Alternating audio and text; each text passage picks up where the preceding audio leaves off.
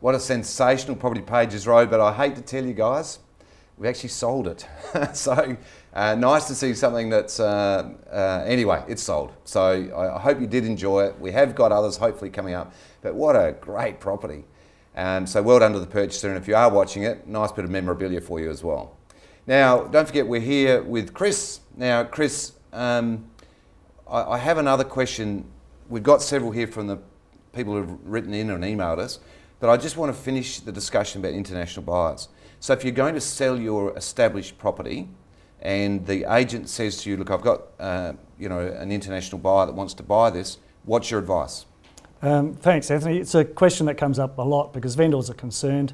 Under the Foreign Investment Review Board conditions, a purchaser is required to make a condition of the contract that it's subject to Foreign Investment Review Board approval.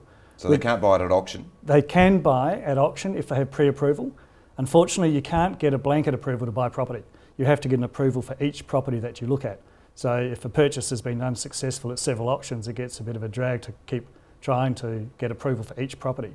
So they can, before an auction, seek approval, or if the vendor is a private sale, the vendor can accept a contract subject to Foreign Investment Review Board approval.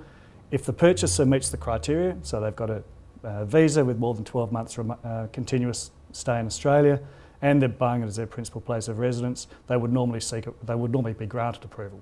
Right. Now it takes 30 days, and that's most of the issues.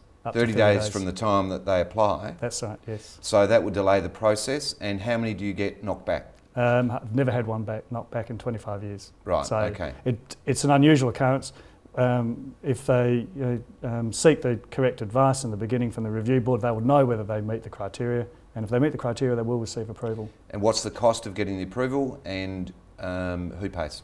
The purchaser would pay. The cost if they do it themselves is zero. They can do an online application, and they need to supply all the supporting documentation, or they can go through the conveyancer such as us, and we'll do the application. The cost is generally about $275 for all the work for all to be the done. approval. Great. Approvals generally you would expect to receive within 7 to 10 days normally. Great. Well, Chris, that's been fantastic. I'll have to answer these questions either next week or online on our other blog, but really appreciate you coming in. That's been incredibly interesting, and the impact on the market is yet to be seen. So we'll discuss this more, but thanks very much for coming in. Pleasure. Thank you for having me. And now let's go and look at some more properties to finish off the show.